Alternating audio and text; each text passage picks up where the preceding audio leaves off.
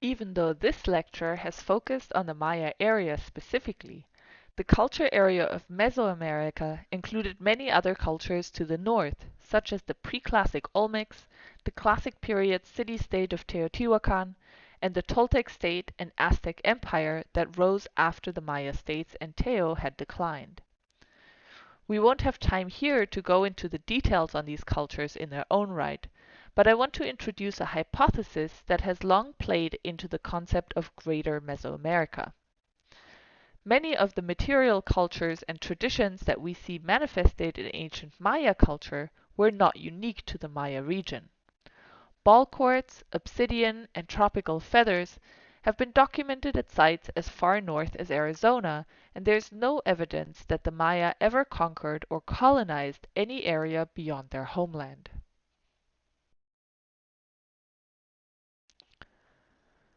That doesn't mean, though, that Maya rulers were not highly competent political players in the international relations of the Maya and Mesoamerican world. We already know from the ancient texts that warfare and marriage were valued strategies for expanding one's power and influence. The most famous example of this is the connection between Tikal in Guatemala and Teotihuacan in central Mexico that emerged in the 4th century AD. The story I am retelling here is also summarized in the required outside reading for today's class that can be found on Canvas. The ruler of Tikal, Chert Pa or Jaguar Pa, died in AD 378. Rather than passing on his throne to his heir, there was a dynastic shift.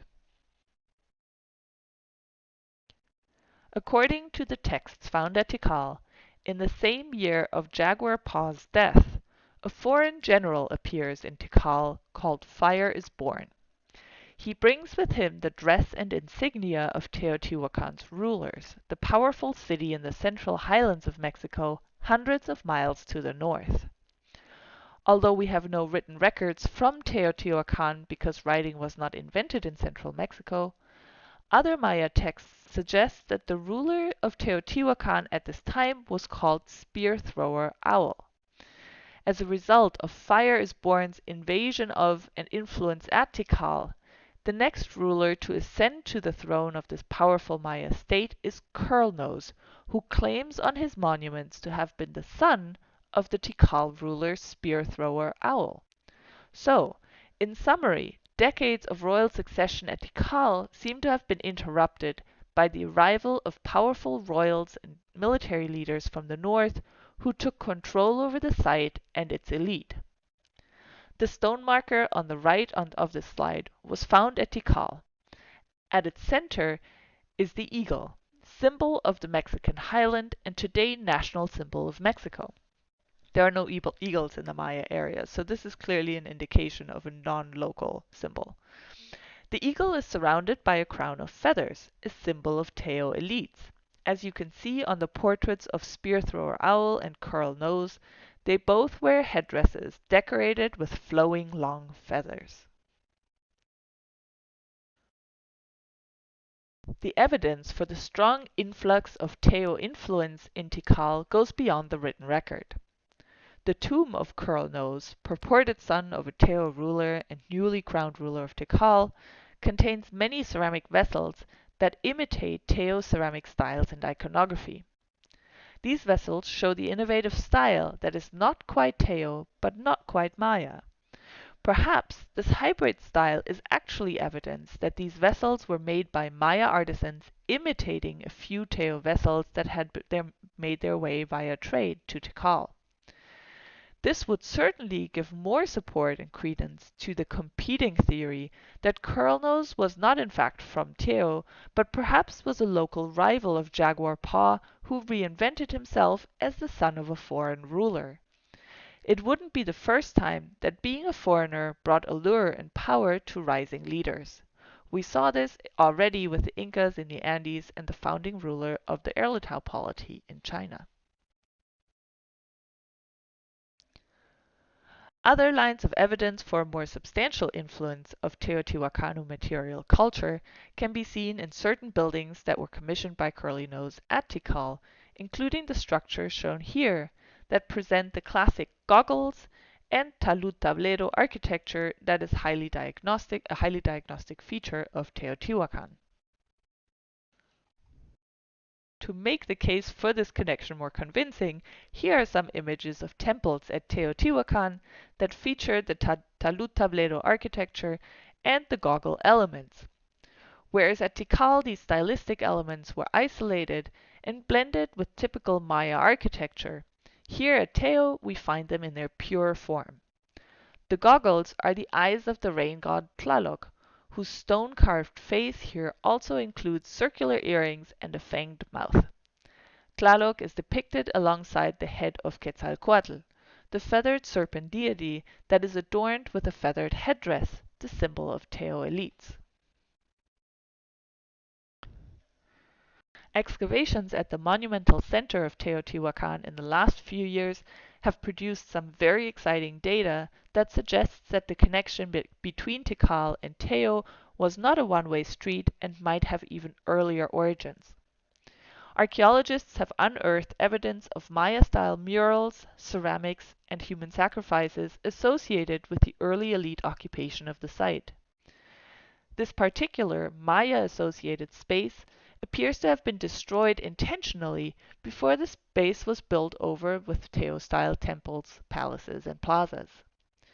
It will be very exciting to see what the data from the analysis of human remains will tell us about the geographical origins and affiliations of the individuals who were sacrificed and buried in this space.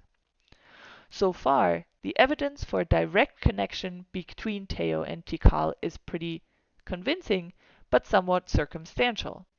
We have lots of evidence of stuff, but haven't yet found the people who moved between these cities. Then again, we know from our case studies all over the world that people habitually covered long distances. It would only be logical that the same was the case for the ancient Maya and Teotihuacanos.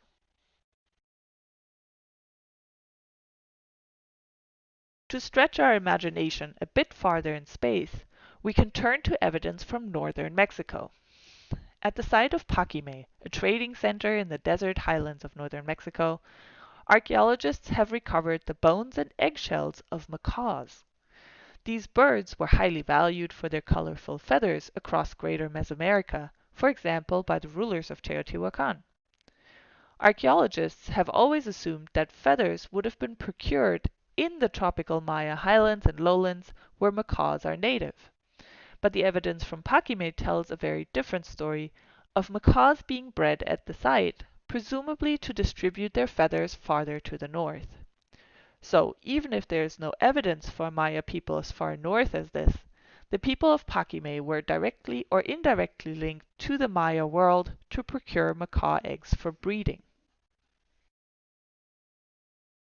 As we've seen in this lecture, ball courts were spaces tightly linked to the Maya creation myth and elite rituals.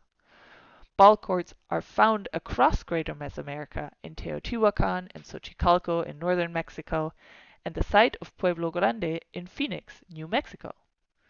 The photo on the right shows the ball court of Pueblo Grande, an oval court that lacks the impressive size and stone features of the Maya ball courts. And yet, we could assume that the ritual games performed here similarly reenacted the myth of the hero twins and their battle in the underworld, or a very similar ideology. In fact, some archaeologists have proposed that the Mesoamerican influence reached as far north and east as Etowah in Georgia and Cahokia right here in St. Louis. The artistic style and legends shared with these later post-classic cultures provide some evidence that the Maya were not necessarily the origin place of many of these traditions, but developed a strong local elaborate ideology and material culture complex based on a cosmology that was widely shared by native North and Mesoamerican cultures. But to be honest, these ideas are hotly debated and considered borderline conspiracy theories by archaeologists, and most of us will want to see more concrete evidence for such broad sweeping theories. In conclusion, this lecture served as a complement to the other discussions of early states as an elaboration on the important role that ideology played for social inequality in the ancient world. While previous classes have emphasized economic and some cultural and even ideological components of primary states, the Maya give a great example of the great lengths that elites went to build up and maintain a social and spiritual order that required them to be interlocutors between the divine and the human world. In addition, the ecological setting of Mesoamerica did not favor the emergence of a unified political system. Instead, it promoted a cosmology that connected humans, gods, and nature. This cosmology had reverberating effects far beyond the Maya region.